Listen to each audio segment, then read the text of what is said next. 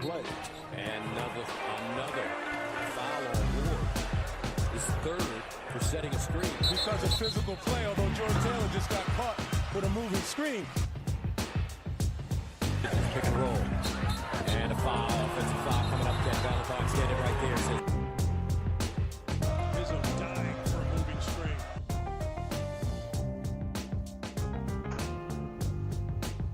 Hello, everyone, and welcome back to another edition of the Moving Screen Podcast. I'm Brendan Quinn of The Athletic, here with the great Dylan Burkhart of umhoops.com. Don't roll your eyes over there. I see you. You know I can see you, right? Yeah, I forget sometimes. All right. Today is June 5th. Michigan still kind of finalizing things on the coaching staff. Michigan State kind of having a probably blissfully quiet offseason in comparison to some other places around the country, including the boys down the road. So the pod, as many of you have noted, has been heavily Michigan-centric of late, which, you know, this tends to happen when the greatest coach in program history leaves and there's major upheaval and the entire program is basically back to a starting point. So, you know, I think he cut us some slack. If Tom Izzo had left Michigan State, what do you think this podcast would have been about for the past couple weeks? Would have been. Look, here's the thing. You want the podcast to talk about your team in April and March, not in May and June. Oh, I see what you did there. You don't want to hear. If no news is good news in the middle of May, in June, you should be setting up camp, taking vacations. You don't need to be talking about all this basketball in May and June, and that's been a good thing for Michigan State. But nonetheless, we are going to start there. We're going to give the people what they want. There you go. We're thinking about getting in. We're going to talk a little Joey Hauser here. And Michigan fans, relax. We're going to talk about the staff later in the show. We will get there, and we'll timestamp this thing. But yeah, we're going to talk some Joey Hauser here. And more so, the conversation I wanted to have with Dylan is, it seems to me like at this point, State is the consensus number one. I haven't seen one ranking that does not have them in that top slot. Obviously, a ton coming back, leading with Cassius Winston. But yeah, we're going to get into the case for and against State as, you know, this clear-cut number one. And you mentioned before that Kentucky could jump them if Blackshear ends up there. You want to talk about that a little bit? Yeah, I mean, you just don't know. Like, there's still pieces up in the air. You could see how rosters come out, but right now, Michigan State is pretty much the consensus number one team in the country, and it's really hard to argue with that, right? Like, you're bringing back probably the favorite for National Player of the Year, and you were fantastic all throughout last year and got better as the year went on. And it's not as if, though, that they didn't lose anything. It's, you know, they're not back full bore by any means. Michigan State does lose two starters and a guy who started for most of the year last year. You know, Nick Ward did start a lot of games last year, and Nick Ward did score a lot of points, over 1,000 points in his career. Kenny Goins was a starter. Matt McQuaid, starter. Guys played heavy minutes. Kyle Arndt. I guess Kyle Arndt will be back. But with Goins, McQuaid, and Ward, most programs, point being, most programs lose that, and it's a thing. It's a talking point, right? And it seems like Michigan State, it's just kind of right on to, you know, the super high expectations for next year. What's interesting about those, really losing Goins and McQuaid, you're looking at two guys who are sort of the key glue pieces, but also not really the flashiest or the star players, right? They're not the ones that you think about. They're not the Cassius Winston. They're not even the Xavier Tillman, who was really a breakout guy late. Right. So it's easy to overlook them, but they obviously will be important. They were huge parts of what made that defense so good, and then they turned into reliable shooters, which is exactly what you need to put around Cassius Winston. But what's interesting to me about Michigan State is you look at what comes back, and there's a lot of pieces that could be better next year. Mm-hmm. Like, it's one thing, if you return everyone, you usually end up staying kind of about the same. But the way Michigan State's roster plays out, you're looking at Aaron Henry comes back with a chance to really be a breakout guy in the Big Ten. Sure. You're looking at Xavier Tillman, who completely changed his game over the last 2 months of the year, turned into a starter.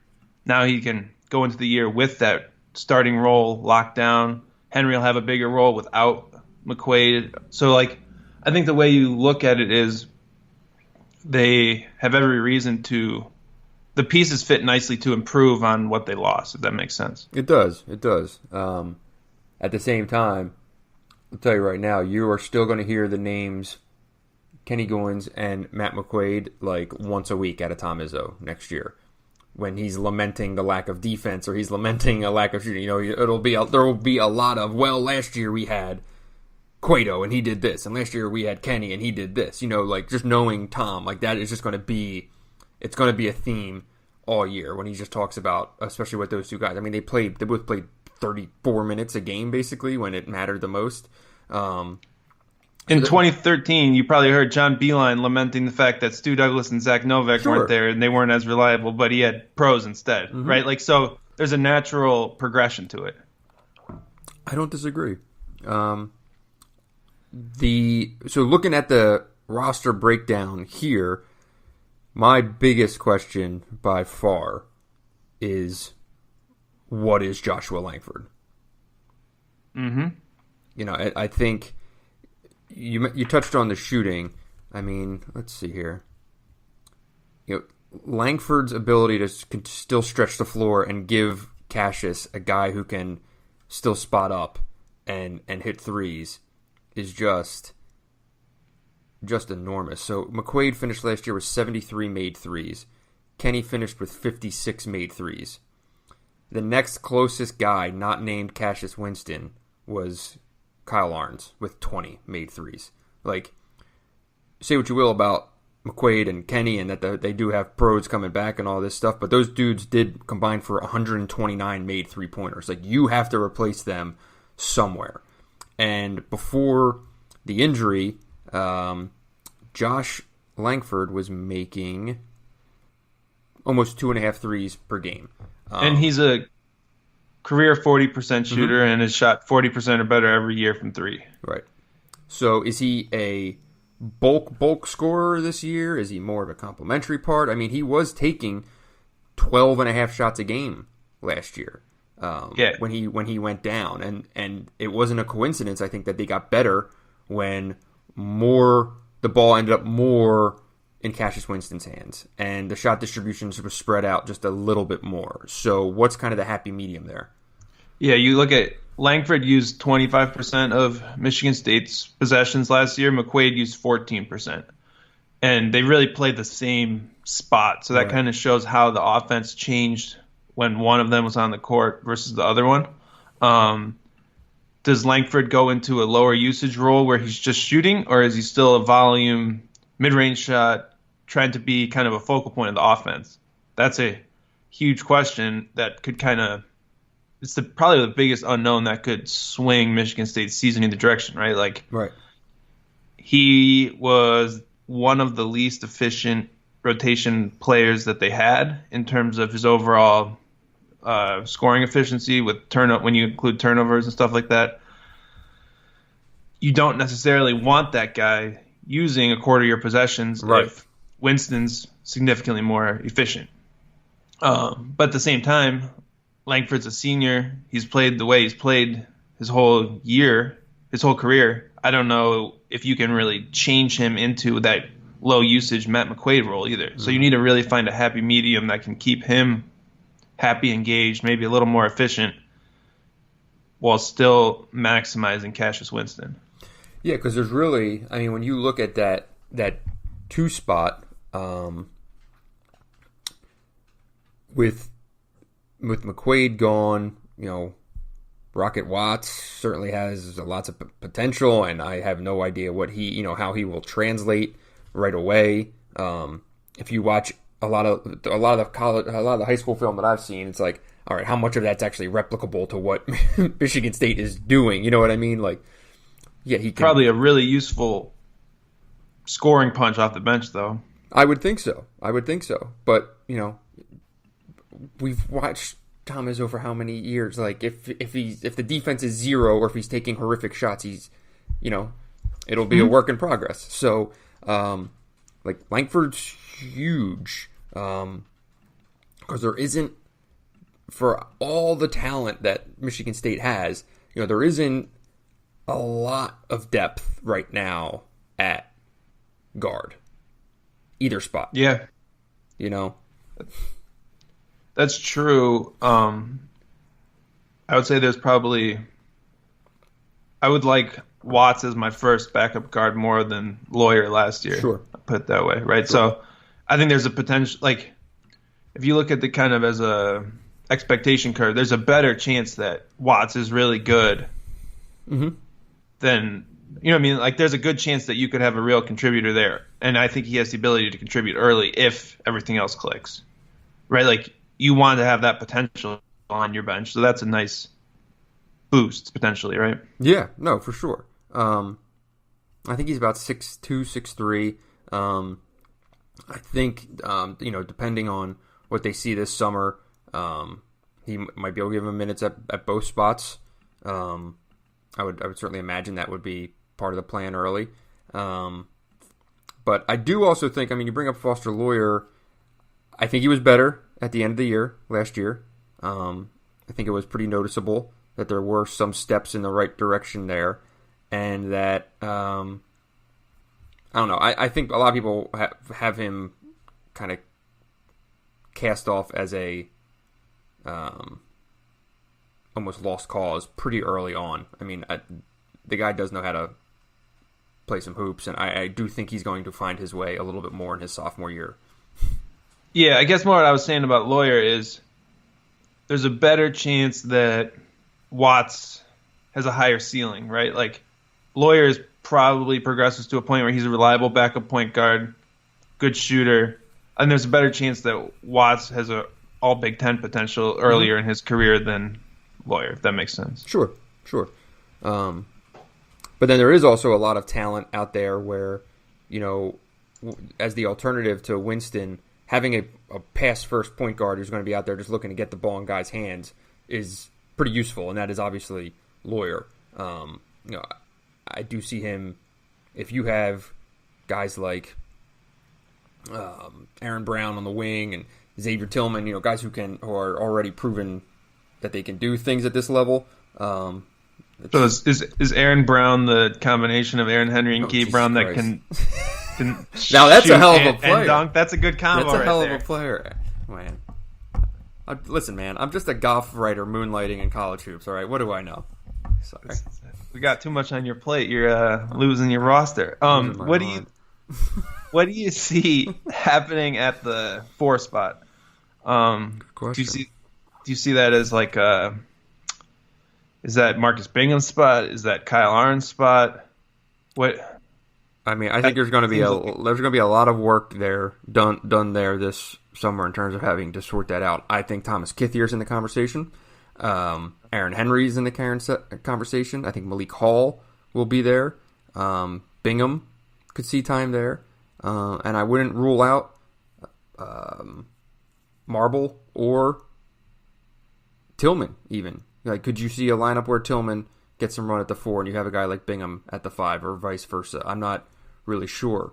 What Marcus Bingham's development is kind of a big-time wild card here but he wasn't even close last year to playing. He wasn't even close to cracking the rotation in any way. And it's not like he's going to put on 20 pounds of muscle this summer. You just look at that guy's frame, and is he a guy who will eventually slowly add some weight? Sure. But I don't know if he can keep weight on yet. Well, the thing on him has always been that the time between when he figures it out and when he's a pro is going to be short. Totally. Right? So you look at him as a guy who you just need to figure it out, and then all of a sudden you have that player. You don't really know when that comes. Mm-hmm. Someone like DJ Wilson, it came after, 2 years? Right. And that's kind of the same deal where he was too skinny, didn't really look like he knew what he was going on. All of a sudden, it was June and he was in the draft. But that's a nice luxury to have again, the potential is there. It's just where he ends up. And you look at that compared to Thomas Kithier, who's probably super reliable, but will be super reliable for 4 years. So there's options for sure. It is. I also, I know you need to add muscle, and he's very skinny, but you don't need to be this huge, incredible Hulk to play basketball, even in the Big Ten. Sure. It's basketball, it's not football. So there are a lot of skinny players who can be successful and make up for some of that, I would say. Right. I do just find it interesting that of all the guys, he had the highest ratings coming into last year, blah, blah, blah, blah, all that crap, and he certainly has the highest upside. But he was also, at the end of the year, I think, the furthest away from actually getting on the court in meaningful minutes of maybe anyone on the roster. Yeah. Gabe Brown had his moments, and Gabe Brown, I think, proved that he can give them minutes at the 2 and the 3 this year, ready to go. Lawyer did play some minutes that mattered, and there were, he played in the second half of meaningful NCAA tournament games. And then you kind of had Marcus was just there and would get his couple minutes at the end of a game, and that was it. So there's just zero track record. I feel like we actually have some talking points. We can sit here and break down what Gabe Brown did last year. We have nothing to talk about with Marcus Bingham. Yeah, we could watch the LSU game on repeat, and we'd be convinced that Gabe Brown's going to be an all Big Ten player this year. No, but you have to do. Get your ass up to Moneyball, man. That's where the real scouting. That's where breakout stars are made. That's where Tum Tum Nairn became, a budding 3-point shooting point guard that was going to totally change his game and all these things. This is only at Atlantis and Moneyball. Tum Tum is money from 3. Did you say Atlantis and yeah. Moneyball? Spot on. That's awesome. He's a career 80% 3-point shooter in those two venues. That's awesome. So, what's your starting 5 today? Winston, Langford, Henry, Arns, Tillman. I agree. The day, day one. At the Champions Classic or Legends Classic, whatever the hell the thing's called, against... Did they play Kentucky this year? I think so. I believe that's right. Yeah, it should be Kentucky in New York.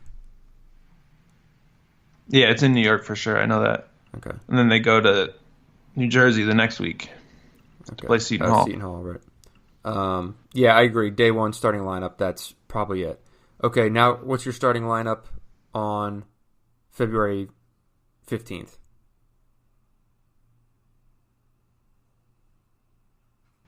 I would say probably the same thing, but I would think about Bingham breaking into that and being in the front court mix there. Interesting. I mean, 4 of them are basically locked in stone, assuming everyone's healthy, right? Right. It's really just, does the 4 spot change? Right. So with what Michigan State did last year and this kind of advancement, I think, of how the offense operated, and it was a lot more pro-style stuff, where do you kind of see that going with this makeup? You see it taking a big step forward, or what? I think you give the ball to Cassius Winston and let him do the rest. I think let's dance. That's pretty much, they had to do that at the end of last year, but now it is the plan and it works, and I don't know why you do anything else. The guy is incredible, and he's going to be the best point guard in the country. Give him the ball and get out of the way. I guess the worry would be, can you get enough shooting around him that's reliable, right? And even Cassius himself has said, look, when I'm coming back for another year, I don't know how big of a jump my numbers can take. Cassius Winston's not going to go average 25 points a game next year, right? Well, no, but his numbers were really incredible good last year. Right, exactly. Right. it's not about, if you average 5 more points a game, you're a better player. That's stupid. That's an old-fashioned way of thinking. Exactly. Dudes that are averaging that many points a game are probably losing a lot of games too. Mm-hmm. So I think the big question is, can he stay in this role where down the stretch he was using like 30% of possessions, game in, game out, every game.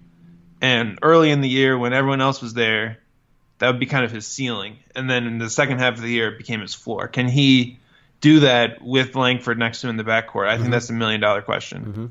Because if you give 5 or 6, 7 possessions a game that Winston was using to Langford, you're going to be a less efficient offensive team. Sure. And I do like the talent around. Like, I'll preface this point with saying I do really like the talent that's around Cassius on this team. But when I had that sit down with him, I don't know, like a month ago or whatever, when he officially withdrew or said he was coming back, whatever. One of the things when I was like, when I look at your decision, my biggest question is like, what else can you do, in terms of trying to bolster your stock or prove other things, blah, blah, blah. And, he talked about getting his legs healthier and being stronger and all that stuff. And I said, okay, that's more stuff that's more stuff that you'll know about. But Joe Average scout for the Kings watching you, I don't know if he's going to really, be aware of that.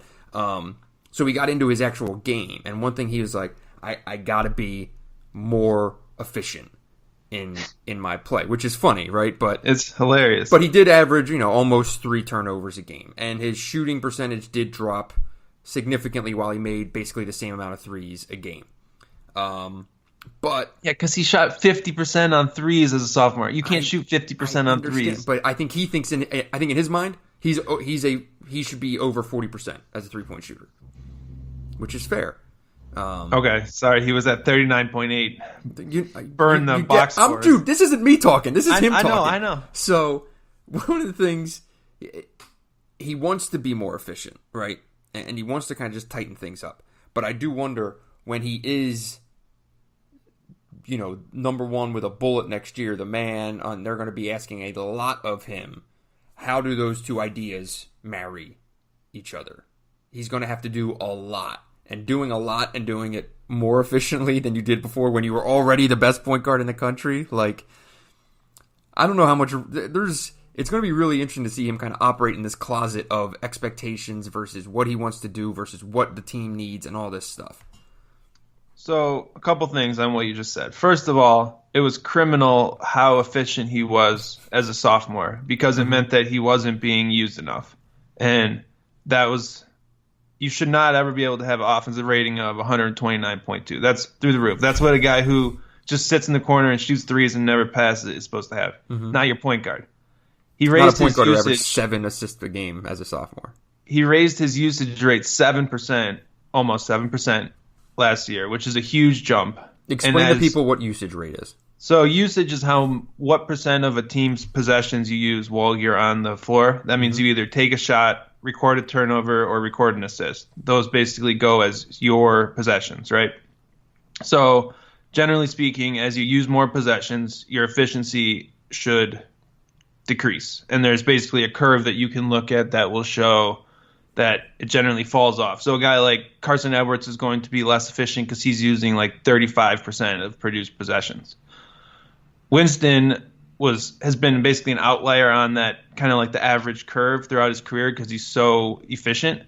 And he still is, even though he's up around 30% usage. Most guys that use 30% of possessions have an offensive rating, which is basically points per 100 possessions, around like 105, 100. Like, that's still pretty good for a guy that uses that much. Winston last year was still at 120, which is a ridiculously high number. He was at the same number in Big Ten play where you'd think it would go down. So he doesn't need to become more efficient. If he can do that every year, it's pretty much game over. So the only other guy in the Big Ten that used at least 28% of possessions, the next most efficient was Caleb Weston at 109.7. So he's basically 10 points per possessions more efficient than that. So he's just through the roof in terms of his efficiency. And the bigger worry for me would not be that he becomes less efficient, because I don't really know why he would at this point. Last year, he added a floater to his game. He cut down on his turnovers and did it all while playing a more important role. I don't really know. He's probably the biggest just copy paste. You know exactly what to expect for him next year. Like, I guess you could say maybe he has a shooting slump from three. I don't really see the downside there. I can't imagine he's not gonna be right near the top of the country in assist rate. He's finished second, and third in the last 3 years. Yeah. It's more just comes down to the fact that the whole offense is built around him now, and he gets that opportunity. I don't really. What else can he do to? I don't know that there is really anything he can do to improve his game. He's not going to start dunking on people. Like, no, you know right. what I mean? He could, his draft stock is what it is. His legs could get probably a little bit stronger and healthier. He did have the tendonitis thing in his knee, and you do have to wonder if he was maybe just a hiccup slower just because of that or something like that, or his late game. But he was amazing late in games in the NCAA tournament. So it's like, right. I mean, and he's the best quote on the team, most importantly. So, yeah, I mean, very much the full package. And I'll tell you, and for college basketball purposes, like, the ideal poster boy going into I mean, he's going to be on magazine covers all over the place.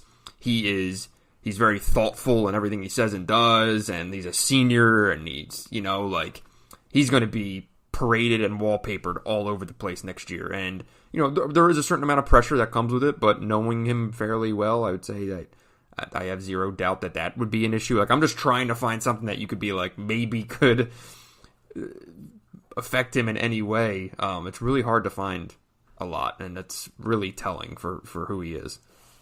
Can we talk about Xavier Tillman for a second? We may. What is his growth path next year? Does he start posting up? Does he where? I think he's obviously an elite defender.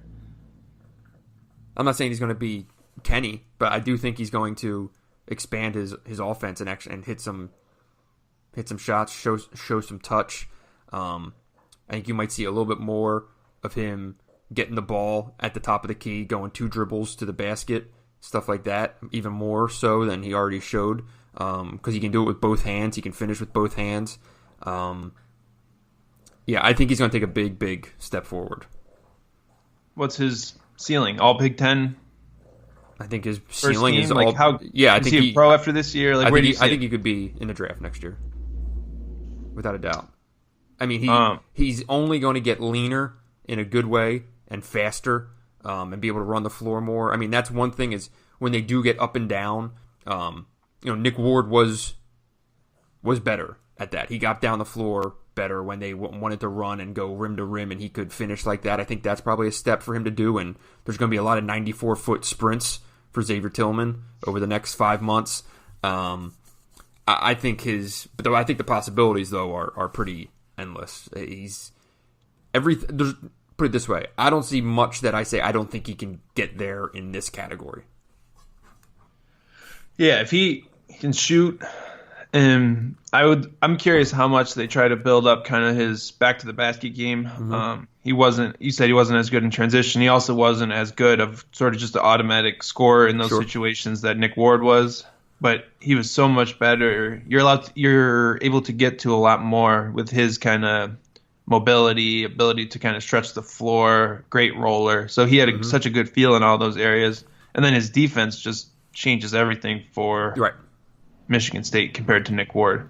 Yeah, and I mean when you look at the offense and the compare all the natural comparisons to Ward and Tillman, like one of the things for as much of a better maybe the perception of Ward as such a better natural scorer, I think Tillman was so much more, especially last year, just cleaner and more efficient in his movement and his footwork. Like Nick would still get into these things where he takes these big bounding steps and he'd kind of be a black hole with the ball sometimes, and if the doubles did come, it would turn into a mess. Like I do feel like Xavier's just a lot cleaner with his catch decision make or catch one step, go to the basket, things like that. And I do think that's going to expand too. Even. He's a better fit to play next to Cassius Winston too, or pair with Cassius Winston, just because he's so efficient in those roles, finishes, catches around the basket, like you said. And if they're going to use, like, do you think that they could use him in a couple pick and pop spots here and there? Oh yeah, I mean, yeah, he got up 27 threes last year. As He's many as comfortable Foster doing it. Lawyer. He's comfortable doing it.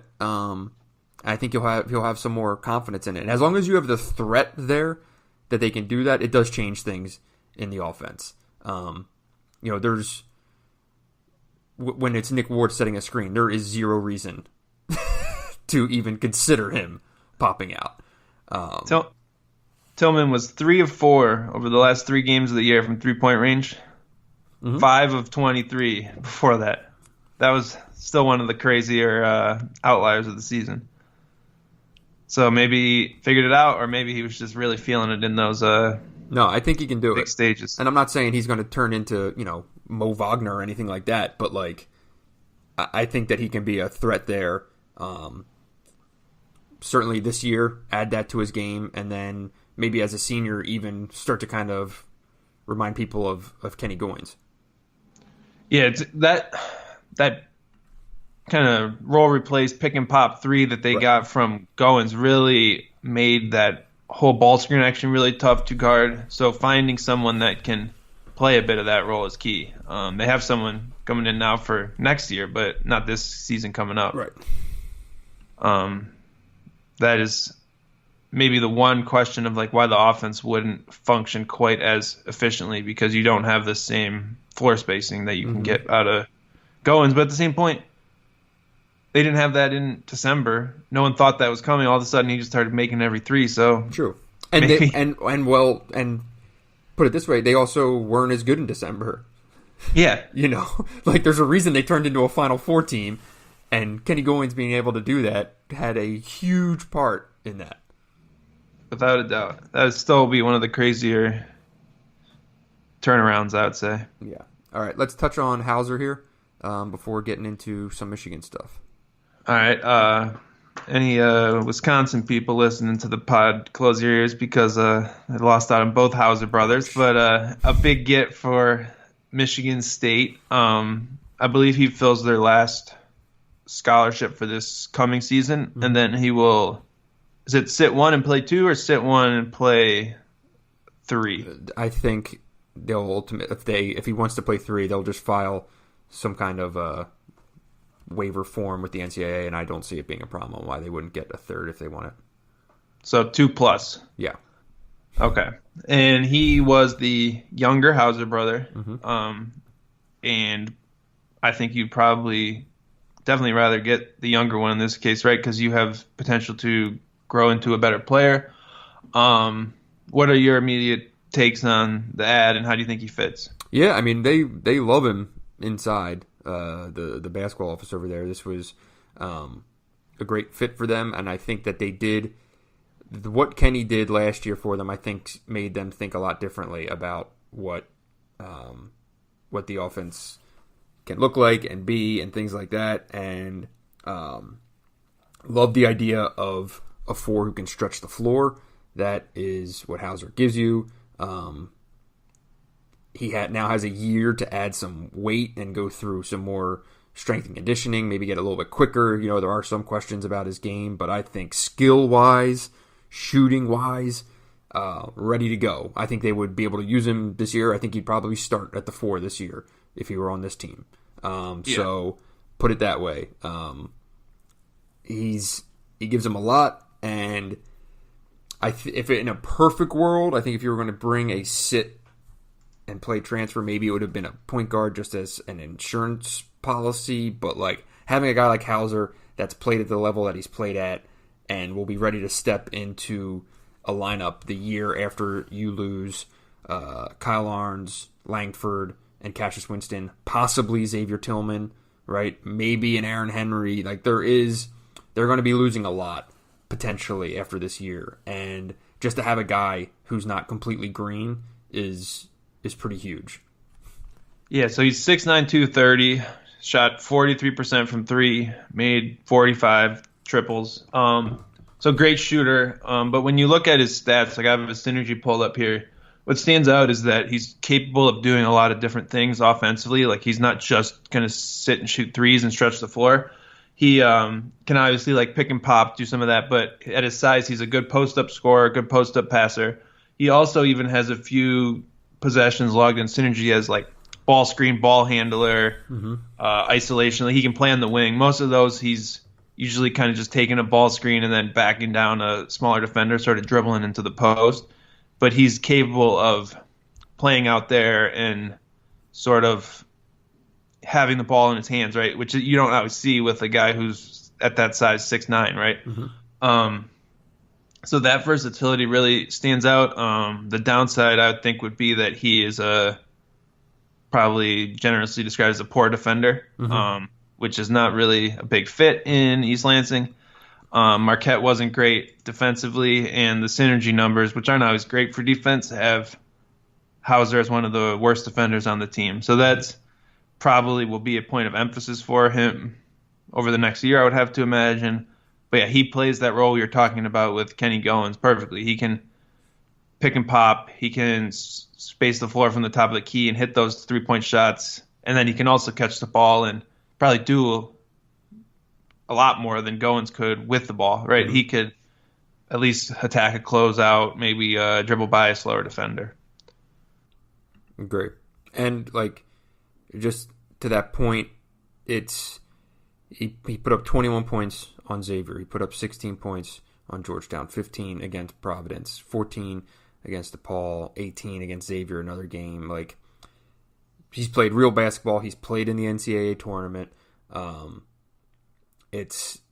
It'll be a luxury to have a guy sitting there. I think when we're having this conversation next year of like, well, at least they've got this guy who's kind of proven that he can play at this level, because I don't know how there's a chance you don't have very much of that next year. And it's always fun to have a villain when you go into Madison.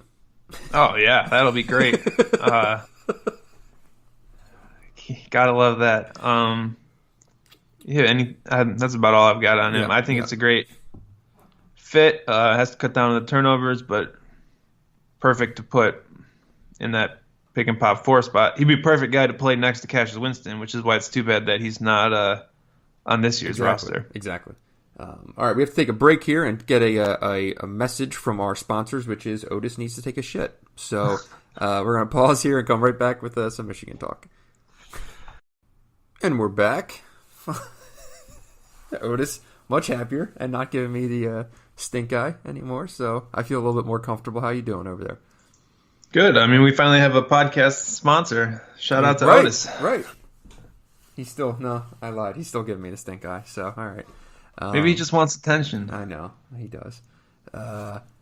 Okay, so Michigan. Quite a week.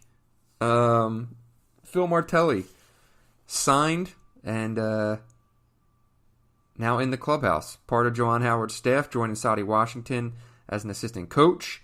As of 10:30 a.m. Wednesday morning, I'm told Michigan is just waiting on a signature, I believe, at this point. Everything's pretty much done, but Howard Isley will be part of the staff. Literally just a matter of finishing contract signatures. So that's where that stands. That'll complete the coaching staff portion of things for Juwan Howard. Now there could be additional, like we've talked about, I think last week or the week before that, but a senior advisor or a recruiting coordinator or whatever this thing ends up looking like. I imagine there will be some more pieces, but on the floor, on the road, recruiting staff, Saudi Washington, Phil Martelli, Howard Isley. So your thoughts kind of on that group. Well, first off, do you want to talk a little bit about the story you wrote that was really good about how Phil Martelli came together and how this all happened? Sure. Thought it's probably worth giving a little plug to. It was kind of crazy. And you can read this on The Athletic. Ran yesterday morning. People, I think ever since Phil's name emerged, have been trying to figure out what's the connection there, why Juwan Howard would hire Phil Martelli, and I remember at one point it was like put out there, obviously he has ties to Pat Riley and Eric Spoelstra, when in fact Phil Martelli has zero ties to either. That has nothing to do with it. They've met once at Jack Ramsey's funeral. This was the only time and now Jack Ramsey, greatest coach in St. Joe's University history, and then ended up in the NBA for probably the last 40 years or so of his career. But so really what this boiled down to was a number of coaches that Juwan Howard reached out to about, hey, I'm in talks with Michigan. This is something I might be doing. I could be a college head coach. What do I need to look for? What do I need to avoid? Just looking for advice and counsel as anyone would do. One of the first people he talked to was John Calipari. And Cal said to him, you need a guy with experience, and you guys been there, blah, blah, blah. And I've got the name for you, Phil Martelli. So Juwan and Phil had met 3 times previously. They didn't know each other. They had met in passing, as basketball people do. It was once at the Combine, once at an EYBL, and another was the Miami Heat during a playoff series against the Sixers, practiced at St. Joe's. So that's it. So they don't know each other. They've met. But Cal recommends Phil, and then things kind of start to build, and other guys mention Phil Martelli to Juwan Howard. It's Jeff Van Gundy, Steve Van Gundy, Steve Fisher talks to Juwan, and he mentions Phil. A number of other names. And on the other end of things, Ward Manuel used to be the athletic director at Connecticut. Okay. At that time, obviously, Gino Auriemma is the women's still head coach at UConn. Gino Auriemma used to be Phil Martelli's assistant coach at Bishop Kenrick High School, just outside the Philly city limits. Phil coached there 6 years, I think. Had success, took him to the Philadelphia Catholic League championship game, which was a big deal there. So Gino worked for Phil. Now Gino's the greatest women's coach ever. And Gino talked to Ward and said, hey, if you hire Juwan Howard, Phil is a really good fit as a veteran guy that you bring in with him and kind of can give you some, just peace of mind almost of having, someone who really knows college basketball and all that stuff with this guy who's very raw. So Juwan ends up talking to Phil. They hit it off. They share philosophies, blah, blah, blah. Phil's a very likable guy to talk to. Juwan's a very likable guy to talk to. And they hit it off. All along, Juwan just kind of said, yeah, you're the guy. We're going to go with you. They never met. There was really no interview. Just a couple conversations over the phone. And that's it. It was kind of all along this was going to be the move. So, wild, interesting, fascinating, crazy for sure. And that's it. That's how Phil Martelli came to Michigan. That is it. So, but still subscribe and read the story. You're supposed to summarize, man. You got to say some details. No, it was a really good story and well worth giving a read to over there. But I think the way that it all happened is the most telling thing kind of about Juwan, and probably the most encouraging thing, that he's willing to go out and hire someone who he's only met on the phone, but who everyone says is a worthwhile person to hire, because a lot of people might not have, I guess, the self-confidence to do that, right? I think that stands out to me immediately. I think there's probably a ton of areas where Martelli can help and assist him and guide him. I'm just really curious to see how the relationship and dynamic between the two of them plays out. Yes. I mean, this is going to be really, really interesting to follow. Look, Phil has a very big personality. He was a head coach for 24 years. He not only was the head coach at St. Joe's, he was the ambassador of St. Joe's in the media, right? He regularly called into local sports talk radio and would not talk about college basketball. He'd be talking about the Eagles, pissing away a game against the Giants or something like that, and would he was a truly Philadelphia character, someone really in the fabric of things there, and he's a guy who goes to Wawa and everyone knows who he is, and they would be just get shout outs in public all the time. He's going to come here, no one's going to have any idea who he is, and it's going to be really, really interesting. You think he can get by without shout-outs at Wawa? Dude, don't undervalue shout-outs at Wawa. You are out of your depth. You have no idea what you're talking about. So, point being, Phil Martelli's Phil Martelli back home. Phil Martelli in Michigan is going to be a very interesting thing to see. And I'm also going to be really curious. One of the quotes, and I didn't have room in the story to get this in there, so I'll read it here. And it was really interesting because the dynamic of him and Sadi, I think, is really interesting. Sadi was basically, the associate head coach kind of under John, or the closest thing that you would have to it, right? Didn't have the title, but yeah. Right. He was the number one, and he was the interim head coach last year. Longest tenured. He was the interim in the summer, yeah. I believe the last time Michigan had an associate head coach was Jerry Dunn, which was on Beilein's first staff. So, walking in, Sadi Washington has a right to feel like he's been passed up a little bit? Yeah, I'm not even sure how to explain it. Because while Sadi's been there, Phil Martelli's been a D1 head coach for 24 years, right? His experience trumps Sadi, but Sadi's experience at Michigan trumps Phil. So where's the in-between there? So one of the things that Phil said to me was, to be clear, quote, to be clear, I'm not going to do anything to overstep. Like with Sadi, I can't wait to go eyeball to eyeball with him to say, look, man, I want to learn from you. I don't even know where the admissions office is. There are things I don't know. So Phil is saying that, and I 100% believe that is what he thinks and feels, and that he is coming here to be a coach to the coach and really help Juwan Howard and give him counsel and advice, and then whenever Juwan makes his decision, say, okay, I'm all in on that decision.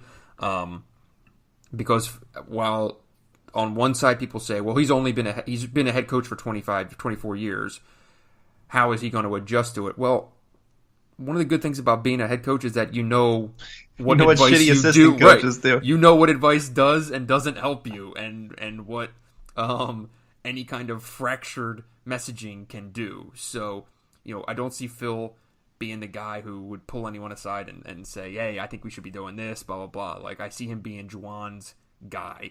So, but I will be interesting. If things go sideways, or if there's a lot of things that Phil disagrees with, or if they lose. He doesn't really seem like the type of guy to just sit in the corner if he disagrees with something and let it go on. Exactly. This is what I'm saying. So, everything's going to be just dandy right now. Everyone's going to be best friends. It's going to be awesome in June and July and in the summer things, and Phil's going to help Juwan immensely. I'm just really curious to see what happens when the ball is tipped. Yeah, you look at it, everyone sort of fills in a piece of the puzzle that Juwan needs. Mm-hmm. What happens when you think your piece of the puzzle is the most important part? Totally. When the going gets tough. And that's what you don't necessarily, when you have so much sort of anarchy in the roles, and not anarchy, but unsettledness, mm-hmm. right? You don't have a clear kind of structure to the group. It's all new, come together. You don't know how those are going to really work out in a pressure situation. Mm-hmm. But you see why you have to go this direction, because you need all those pieces. Right. If Juwan had no tie back to Michigan via Sadi, then he would have a huge gap to fill, right? And he would be kind of erasing stuff he didn't have to. If he had no one who's been a head coach, then he would have all other sorts of issues. So it makes sense. It's just going to be fascinating to see. Even in games, it's got to, think about being a head coach for that long and how you act on the bench. Going to be an assistant is going to just be crazy, right? I don't know. That'll be fascinating to see. Because both have never been in the role they're in, right? Juwan's never been in the main chair, mm-hmm. and Martelli hasn't been an assistant for basically a quarter century. Right. So that'll be a fascinating dynamic to watch, too. I do think it'll be extremely helpful, though, when in-game just having a guy, like literally within the 2-hour windows of a game, in terms of substitutions, in terms of calling stuff, in terms of, using timeouts, things like that. Just having someone who has his experience is really, really big, because like for all the stuff that we talk about, Juwan Howard, the things that matter the absolute most, right, is going to be two things: the kids you're bringing in and whether they are handled the right way, and the 2 hours of the game. So like, for where Juwan Howard is coming from, like those are two things that are completely different than what he's done in his actual coaching experience. Yep. And there are definitely areas where Martelli can help. I guess I was curious what you think about, do you think Michigan will, like, how much do you think he'll have to do with, I guess, what Michigan runs on offense? Like, should we be looking at how Martelli's team's played and think, like, that's how Michigan's going to play? I wouldn't do that. I mean, not until they've literally never met each other. I don't like Martelli, or worked with each other, I should say. They've met, but I don't see Phil walking in here and being thrown the keys to offense or defense or anything like that. I don't think that will be the case. I think Juwan Howard's going to have a idea of what he actually wants this to look like, and if he wants to kind of have continuity from last year's offense, it makes more sense to have Sadi run the offense. Yep, that's true. I agree with that completely. I think it's easy to look and say, oh, he's been a head coach for so long, he has a profile, we can try to glean something from this. I don't really see it like that, and I think that it's far more likely, like you say, like maybe Sadi kind of blends in some pieces of what Michigan did to what Juwan wants to do, and you bridge the gap that way. Generally, assistant coaches are implementers. They're not really planners, right? You're not looking at your assistant coach to design the whole system, right? You're looking at your assistant coach to make tweaks and make adjustments and make the plan work. And here's the thing, and I said this on somewhere yesterday, Sam's show yesterday morning. Like, it's going to be really hard for, like, if you want to sit there and go through Phil's 24 years at St. Joe's, you're going to find completely different profiles in, like, literally in 3, 4, 5 year spans. Because when you're at a place like St. Joe's, you don't really have the luxury of being like, oh, I'm just going to go recruit this guy, this guy, this guy, and we are going to build around this exact system. They've run varying things at St. Joe's. Sometimes they've been very dependent on man. Sometimes they've been very dependent on zone. Sometimes they've been dependent on bigs. Sometimes they've been dependent on guards. His best teams had really good point guards. That's not like, of course, they're an Atlantic 10 basketball team. Like, point guards win in college basketball. So when he had Rashid Bey, they were really good and went to the Sweet 16. When they had Jameer Nelson, they were really good. You just want to spend the next 20 minutes rattling off your favorite St. Joe's teams? That'd be fun. I'd be thrilled to do that. I'll spare people. That's like, that sounds like August content written all over. we'll just rewatch old St. Joe's games and give our takes about how those translate to Michigan. Full disclosure, I do think somewhere in my parents' attic is a giant Tupperware of old VHS games that I taped when I was like a real little guy, and they were on Prism, which was the premium channel in Philly that did college hoops and movies. Legit. Be real. You know exactly where they are, and you've watched them in the last decade. You'll have to teach me how to transfer them to YouTube, and then you can break down those tapes, and you can get some put some synergy numbers on the 95 Hawks. Here, you'll love this. This is the best part of the conversation with Cal Pari I had, right? So we're talking about Phil and how this all came to be, and Cal said something like, yeah, I'm not sure exactly how much you remember about, like, when I was in the A-10, and I was like, well, actually, blah, blah, blah. I give him the backstory. Yeah. I say, yeah, I remember the 2 games. So Phil and Cal only coached against each other as head coaches for 1 year. All the other years that Cal was at UMass, Phil was an assistant at St. Joe's. So they only actually crossed paths as head coaches once. But in that year, that was the Marcus Camby, who else was on that team? Edgar Padilla, Travieso was there, Dana Dingle, like just this great UMass team. They ranked number 1 in the country. They ended up in the Final Four. But St. Joe's, a very average St. Joe's team that played its ass off, took them to overtime twice. And I said to Cal, I remember both of those St. Joe's losses in overtime. And he goes, yeah, and in the one game, the kid flopped. And I almost exploded. Because I'm still to this day pissed off about that game.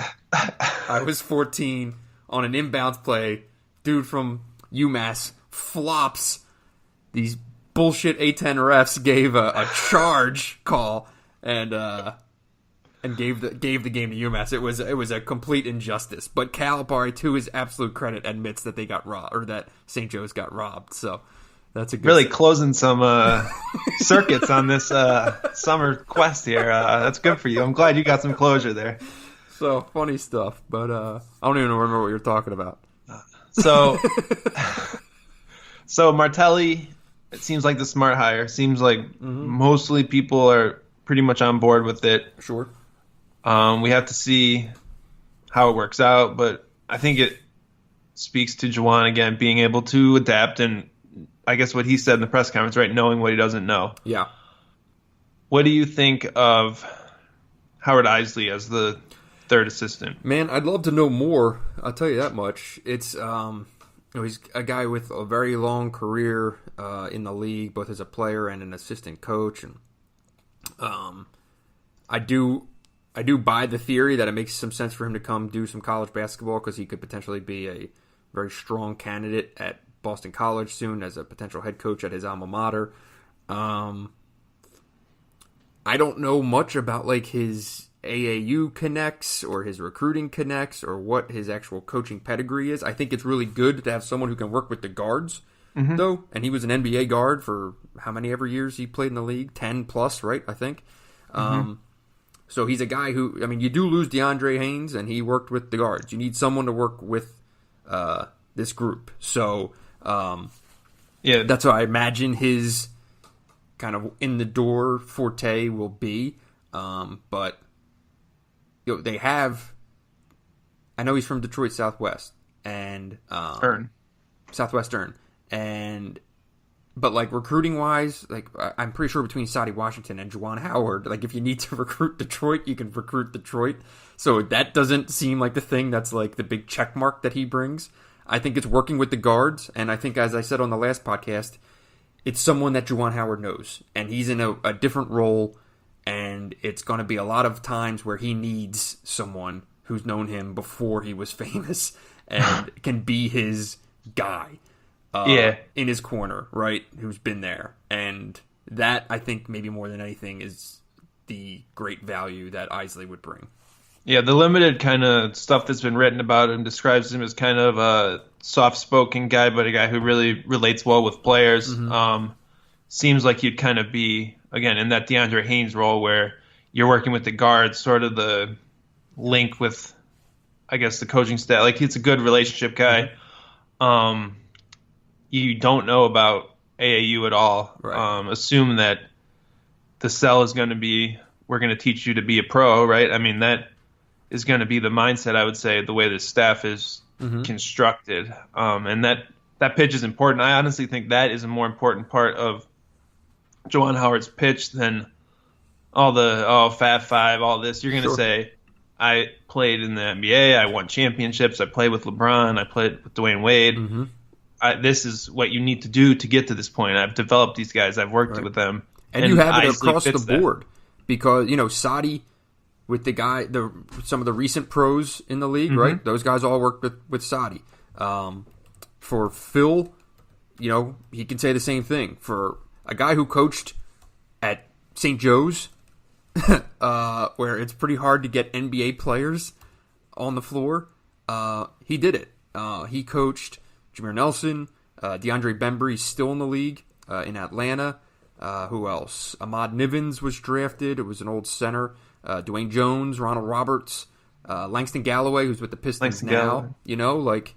Point being, each guy has a pitch in that exact conversation that you're talking about. Do you think, you talked about Isley looking at Boston College, do you think this is the stop for Martelli to try to be a head coach again? It could be. I don't see why it wouldn't. He's 64. He's got plenty of juice left. He's the first one to tell you that. Yeah, I think it certainly could be a situation. Could be a good way to cut his teeth in the Big Ten for a job that might come open to the East. Oh, you're already moving out Pat Chambers and moving in Phil Martelli. Look at you. I've been selling real estate in State College for 2 years. I mean, I don't know how it's a long sell right now. There would be some irony there because Penn State pursued Phil in the past when they ended up hiring Ed DeChellis. Phil was the other guy up for that job. And I'm pretty sure, I'm 98% sure he withdrew and went back to St. Joe's, which probably was the best call because he probably would have been fired in 3 years at Penn State, Yeah. So, I mean, it's an interesting dynamic on the staff that you could have multiple people looking to, I mean, that's any assistant coaching staff. The way I would put it is if your assistant coaches are getting head coaching jobs, right, it means they're good assistant coaches, right? So I don't think that would really be a worry, but it's something to at least But consider. I could certainly see, if an A-10 job opened up, that he would be in that conversation. If Penn State opened up and Michigan had a big year, yeah, maybe. I don't know. I still have my sleeper candidate for Penn State. That makes a lot of sense to me, but yeah, I think it'll certainly be a conversation around Phil next year. Interesting. So now Michigan has a staff, have a head coach. What are the next steps? Like, what do you think the goal is to get done in the next month for Michigan, and where do you think they kind of stand with that? I mean, beyond getting out on the road and recruiting and starting to work on 2020, I mean, they all need to get in the same building. And Phil Martelli still isn't here. He's getting here on Friday. Howard Isley still hasn't finished signing his contract. Like, I haven't been intimately close to enough coaching searches to know if this is common, what's happened here with Juwan being hired and then not showing up until a week later. And then a week after that, starting to actually bring coaches in. They still haven't even announced that Sadie Washington's been retained. I mean, obviously he has, and he's been I think he's done plenty in recruiting already and things like that, and it's kind of bridging the gap between the staffs. But they all need to get to know each other, and like the coaches need to understand the players, and the players need to understand the coaches. There's a whole different language that's about to be installed at Michigan. There's a whole different way of doing things, schedule, everything. I mean, the way John Beilein did things were so specific, and the first thing that happens that Juwan Howard has formally done as head coach flies in the face of everything John Beilein did in his 12 years at Michigan with the scholarship offer that came out last night, which we're about to talk about. But, like, if you want a bigger indication that things are going to change rapidly, that's it. And I think everything in the day-to-day is going to be the same. There's going to be some 180-degree and 360-degree turns on a lot of stuff. They all need to get inside the same building, put up some walls, and actually figure out what this thing looks like. Yeah, it is a bit. We've known basically Juwan Howard's the coach for 2 weeks, and everything still kind of seems like it's falling into place at the top, right? So I do think assistant coaching hires usually take a little extra time with red tape and like being posted, and they're usually reported a lot before a long time before they're announced. So I don't think that's that crazy. Right. What's weird is that you're just revamping the whole staff. Usually, like when you have an empty assistant spot, you can call up a Dobo or someone like that to go on the road and recruit and do a lot of that stuff. Here, you don't really even have a full staff, so that's a different situation in that regard. Because I mean, if you remember, it must have been 2 years ago, Michigan went like most of the summer without a full allotment of assistant coaches when everyone left in June. So that kind of thing happens. But when you have John Beilein at the top of your program, it kind of just takes care of itself. Sure. When you have a whole new thing going on, it feels chaotic from the outside. We don't know like the intimate day-to-day of maybe there is more of a plan, but we'll have to see. Like, if you go on the official MGO Blue website right now, it just says Michigan men's basketball coaches and staff. Juwan Howard's the only person listed. And then it says remainder of staff to be announced. Well, that's progress from before it listed everyone else and didn't list Juwan Howard. So we're headed in the right direction. There you go. Let's you want to talk about recruiting a little bit. Yes, I want to talk about recruiting. The big thing, and I think this is what will really determine how the first 2 years or so go. Whatever is going to happen in this season is going to happen. Juwan Howard needs to go out and land some dudes in the 2020 class and get them signed in November. You have to be able to sell them. You can't be doing this wait and see thing, because if he has a great class coming in, he'll buy himself a lot of leeway for this year coming up. Sure. And if he doesn't, it's going to get potentially harder to land some of these big fish, right? Like, so you have to capitalize on the momentum and over the next 3-4 months, really, I would say. So recruiting will be a huge priority, and I think it is for any college program, but it's going to be really fascinating to see what changes, how things play out, etc. Mm-hmm. And that brings us to last night. First reported a scholarship offer from Juwan Howard, and it went to Joshua Christopher, a 5-star guard from California, number 6 overall player in the class, according to 24/7 Sports Composite. What's your immediate reaction? It's a whole brave new world for Michigan basketball.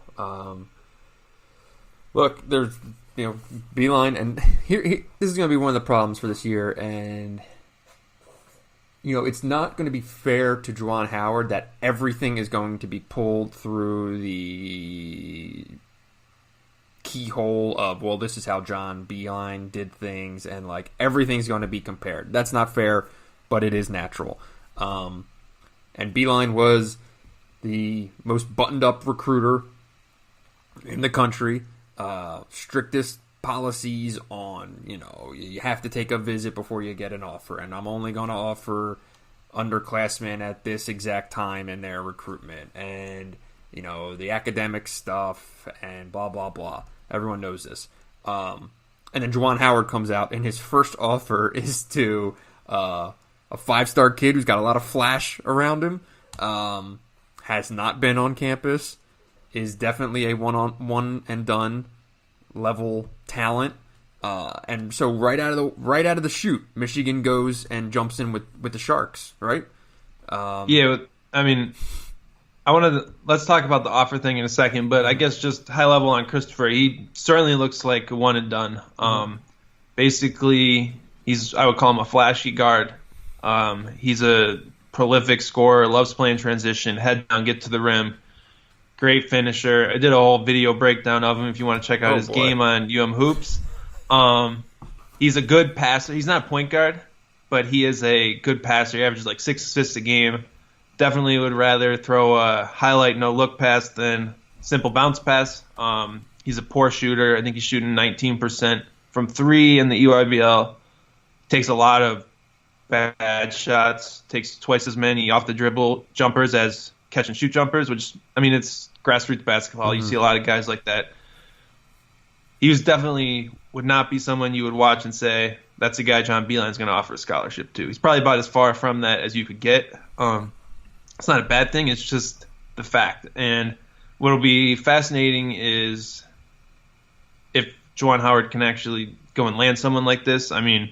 He's a kid who's very popular. Like, he seems like very well connected within other recruits, other athletes on the circuit. Mm-hmm. Could be a catalyst to a great class if you can get him on board. He also has ties to like every other school in the country. His brother's going to Arizona State. His cousin's the strength coach at Missouri. He's good friends with Sharif O'Neal at UCLA. So you have it's just, I would have expected Howard to go out and maybe offer Adam Miller or someone from Chicago that like there's at least kind of a tie to. Instead, he just went to the top of the board, went to California, and handed out an offer. I don't know. What do you make of that? Well, I would say that we don't know the whole story, and there could be some connections that we don't know about, or that there is past relationships there, and this is going to be the thing with Juwan Howard. When Juwan Howard knows everyone in basketball, he was an NBA guy.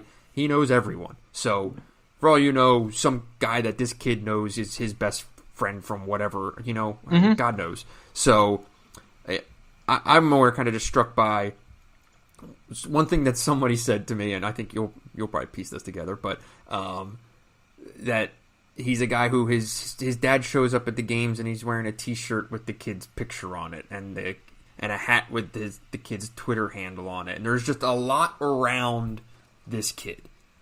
And the point is that if Beeline walked into the gym and saw that, he'd turn right back around and Michigan would never even get involved. And this is a different time. Juwan Howard's going to go after the best players in the country. I think this is as clear-cut a sign of that as possible, that they're just going to go for kids that weren't even in the conversation before. Before, Michigan mostly recruited against Xavier, Butler, right? Michigan State, Big Ten schools, things like Notre that. Dame. Every Every once in a while, they'd get involved with a kid that was, had Duke or Kentucky and guys like that involved. Yeah, there's definitely more flash to his game than a kid that Beeline would go after. To be fair, Big Irv had some impressive custom gear that he would wear on the sidelines back I did forget about Big Irv. That's true. Eric Gordon days. So you get my point, and I feel like most of our listeners get my point. I get your point. I just need to give a shout-out to Big Irv. Now Michigan's going to be recruiting against Kansas and Kentucky and Duke and UCLA and blah, blah, blah, blah, blah, blah. So here we go. You couldn't make it more clear with the first offer. Exactly. Like, this is not subtle at all, and I can't imagine that making any kind of statement in any way weighed in Juwan's mind. I don't think he probably gives two damns about that. He made it. This just is right, exactly. But intentionally or not, this says everything you need to know about where the direction of this thing's going to go. Like, I would love to have been and crawled into Sadi Washington's mind when this was the first scholarship, going out being like, "Oh, damn, okay, well, I guess things are different." It's all on the table now, right? Yeah, and it'll be. I guess we'll see. There's a lot of talk about, he didn't visit to get it off. He didn't have to visit to get an offer, this and that. So, yes. But what's going to happen is that you're not really going to know what an offer from Michigan means. True. A lot of schools extend a lot of offers, and you don't really know who are the priorities. Very few kids, if any, are going to commit to a school they haven't visited. Sure. So visiting is still going to be a big point in any recruitment. And if a kid commits without visiting, he's probably not going to stay there or not going to ever end up playing there, I would say, for whatever reason. So it was sort of, the whole Beeline thing was caught up in semantics, and really it just kind of speaks to his way of kind of struggling to communicate sometimes, I guess, and connect in some of these situations. Sure. If you don't have a kid who's not going to pass the grades, have transcripts in line, and visit your school, he's not going to come. Some people want to be told that you want them before they do all that. Are we going to end up with kids that don't end up in school? I mean, that's the downside to right. Like, there was a reason Beeline operated the way he did. He just didn't always really explain it as well as he could have. Right. You agree with that? Yeah, and I think he explained it to the recruits fine. I think everyone that was involved with the actual process understood what was going on. On the outside, though, it was always just like, why aren't they involved with more 5 stars? But there are also, I think... That was my impression of a lot of people. Is that your mentions? There are also people who would think, even recruits involved, that would say, that's bullshit. You don't really want me if you're not going to offer me. And so that would be a non-starter. Honestly, those people probably wouldn't have done a good job playing for Beeline. So wouldn't have worked. Yeah. It works. I'm just really curious to see if Michigan goes out and extends 20, 30 offers and just offers everyone, where you kind of dilute what an offer means, or you only offer the best kids that you actually end up losing at the end of the process. Like, it's a fine line, and it comes down to evaluation of the situation as much as the prospect too.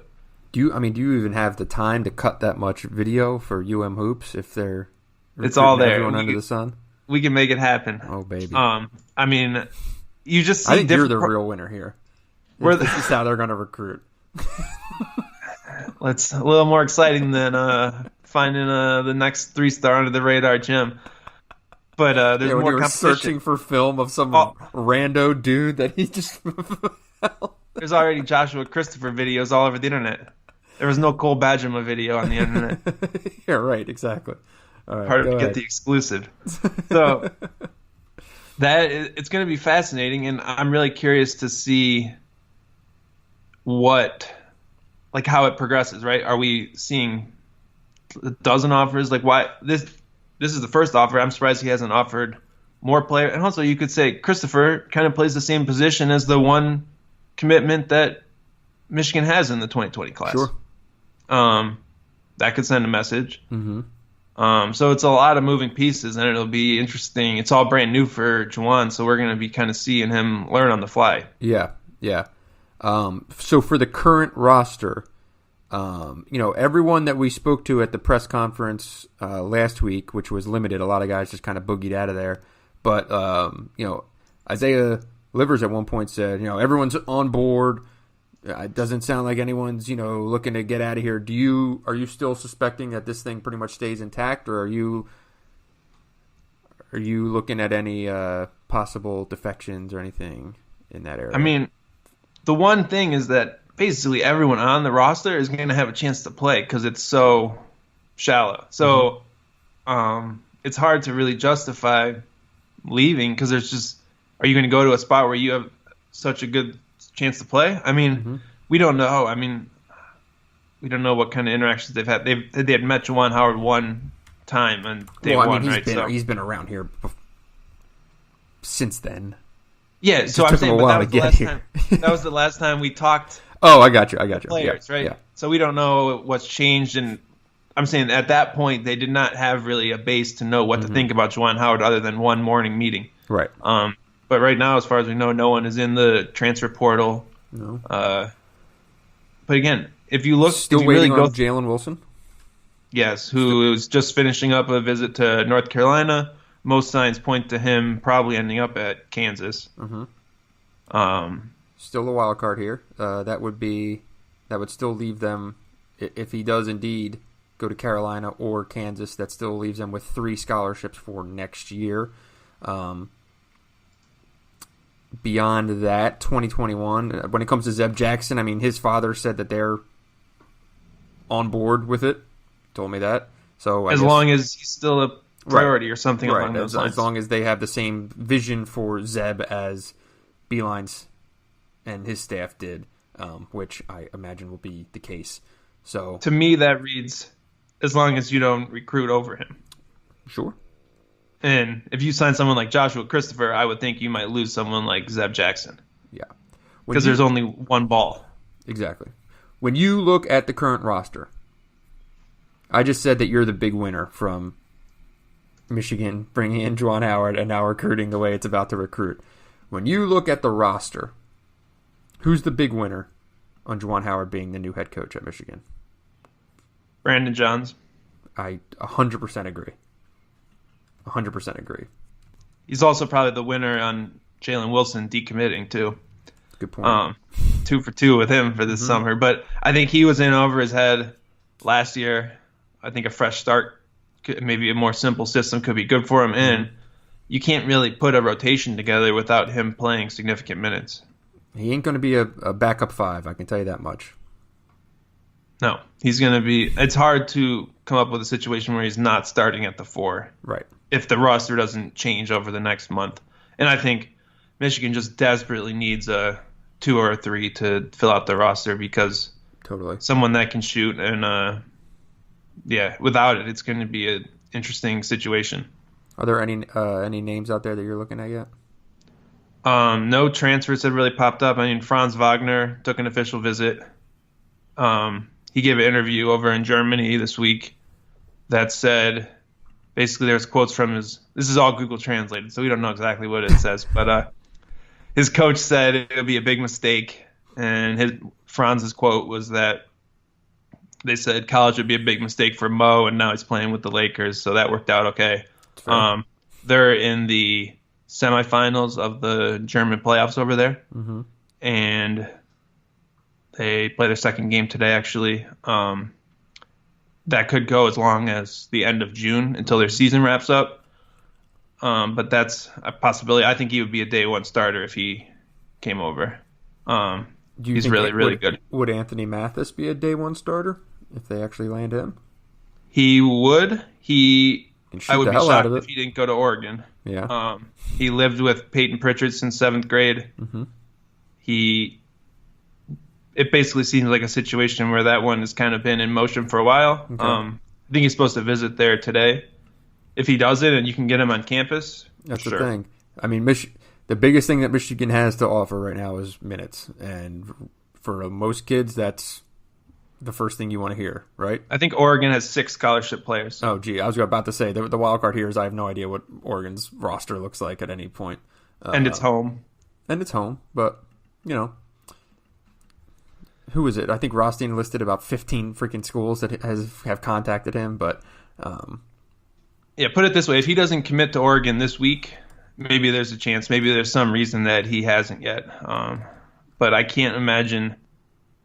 A lot of times, the big reason a grad transfer doesn't go through is academics or degree stuff, and Michigan's just going to always have a worse situation there because it's harder to get into, more strenuous programs. As far as I know, they haven't come up with like a online-only grad program for all these kids to go in like Purdue does. Yeah, I mean, that's the name of the game now. There's kind of some things, there's something to be said for kind of keeping up with the Joneses on some of this stuff. I'm a little bit surprised that we haven't heard anything about contact with Tevin Mack.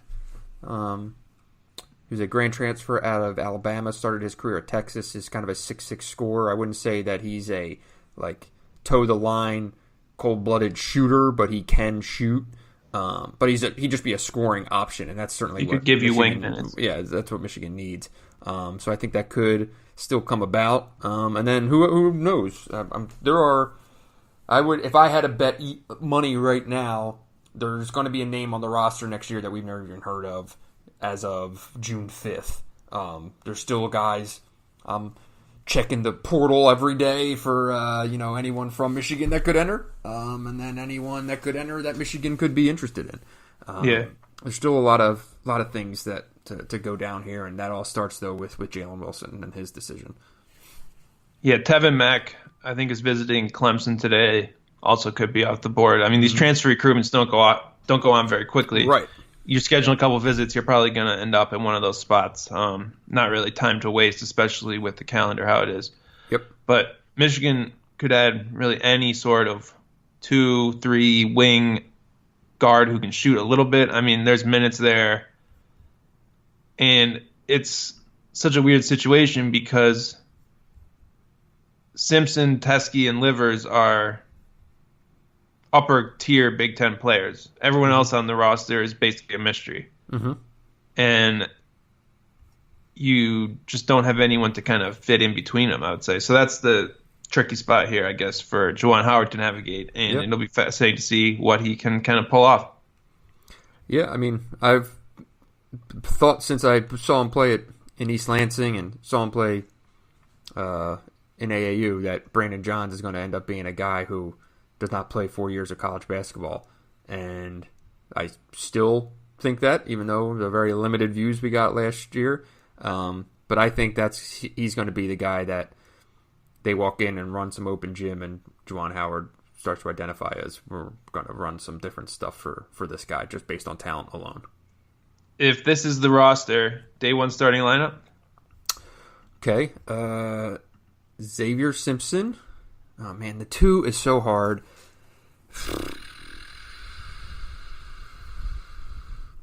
I'll say Adrian Nunez.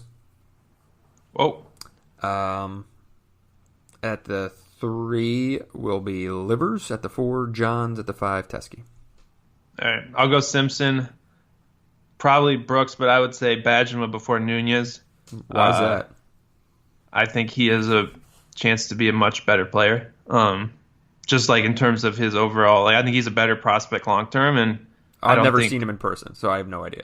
I've watched a lot of film. I've not seen him in person. Haven't made the trip out west, but I like just his feel and understanding for the game as a high school player a lot more than I did Nunez, and then nothing Nunez did last year really changes my mind on that. He can play. Yeah, well, I don't know if how much. I'm saying a year doesn't change that much for me in terms of, I guess, their growth path. When it comes to Nunez, I don't know of how much his absolute being a non-factor last year was him not getting Beeline's system and not ever having the confidence of the staff to know what he's doing, which I'm 98% certain was heavily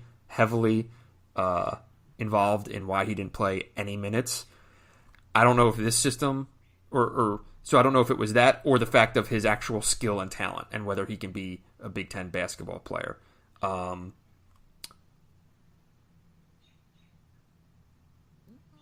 The idea of Nunez getting a clean slate and getting a system that won't be nearly as complicated, I assume, I think he'll have a chance at least to prove that he can play. Same way Cole will, but I don't know. I'm just going on, does the freshman who is what's Cole's dimensions? He needs to put on some weight, don't he? 6'7".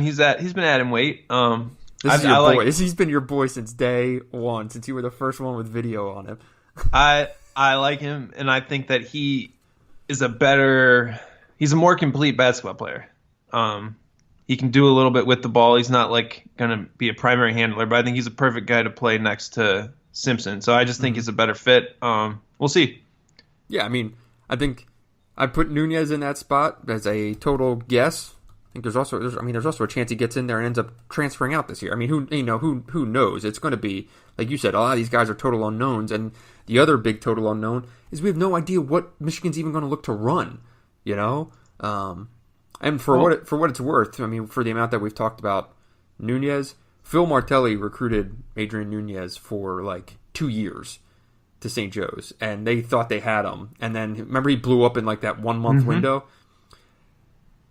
Broke his heart. Totally broke his heart. He thought he was going to be this big star in the A-10, and then only finds out, it takes Michigan jumping in out of nowhere. And this is life for a guy like that, right? When you coach at that level. You spend 2 years recruiting a guy. Michigan comes in 3 weeks later. He commits to Michigan, and you're just like, oh, great, that's awesome, So I know Phil's pretty excited to work with Nunez, and and one of the conversations we had, it was what didn't work out with the kid this year. So I know he's looking forward to that. All right, will be interesting.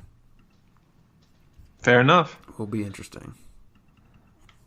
Any final thoughts? It's crazy. You look at the next season, the 2021 roster. Mm-hmm. They're probably, I'm looking down the people on it. There's probably maybe 4 or 5 total ever double-digit games between everyone on it. Yes. It's basically Isaiah Livers, and then I guess probably Eli had one, Brandon had one. The amount of unknowns on that roster, you basically have a blank slate to recruit to that roster, because you're going to say Juwan Howard can go out and he's going to say no one on that roster has really played real Big Ten minutes. We have every spot available, so it's going to be really fascinating. It's going to be guys on that roster. So we're both looking at 2021, right? So this is Austin Davis, and I'm going by class here. Austin Davis, Eli Brooks, Isaiah Livers, David DeJulius, Brandon Johns, Adrian Nunez, Colin Castleton, Cole Bajama, Zeb Jackson. Over-under starters on that team from that group. The implication being that there's going to be some dudes. 1.5. Okay, I was going to say 2. I mean, Livers is a lock to start as a senior. Livers is a lock, and I think Colin Castleton might be pretty damn good. So maybe the safer numbers. What happens to Brandon Johns? Where's he going? Guess we'll see. I mean, what if Livers goes pro? Oh boy. Right, you don't know. Yeah. I mean, there's a lot of unknowns. So, but there's a lot of spots up. Basically, the whole backcourt's up for grabs on that roster.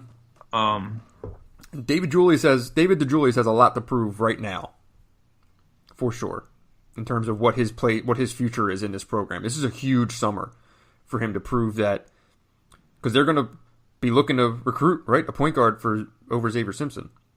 Yep. And you could say Zeb is kind of a point guard. It's sort of a mix. I mean, he is a point guard, but he could play it. So it'll be interesting. And you basically have Eli on the roster as a point guard. You have DeJulius. I don't know. The 2020 class is going to be just basically Juwan Howard's success or failure, I would say. Totally. But if Nunez or if Howard comes in and signs like 3 5-stars, I'd be really curious to see some of the reactions, there. So, okay. Anything else? I think that's pretty much it. A lot packed in for an off-season pod. It was. This been a crazy off-season. This is a long one. So we'll come back. We'll do one soon. Not sure when, but it won't be too long. We're going to try to have no big, long, month-long swaths or anything between doing these things. But I'm off to Pebble Beach next week, so first things first. I got to get my priorities. You're a golf writer now. Order. That's right. I am. Cold December gyms across the Midwest are still in your future, though, so don't get too used to that nice weather. Yeah, I know. It's all fun and games until you're in Iowa City in January. So, all right, that'll do it for this week. Go check out Hoops. Great stuff from Dylan, and I think as this recruiting stuff starts to play out and new names emerge, that's your best place to go to actually get an idea of what these guys look like as basketball players, as opposed to just rumors and innuendo. So Dylan's the tops at that, and follow along there. I will have some continued coverage of the coaching staff as it grows and who these guys are and where they came from, and then the staff or the roster and what happens there. Who knows? So follow along on The Athletic and Hoops. Subscribe to both. Support the pod. That's the number one way you can support this podcast, is by subscribing to our actual jobs.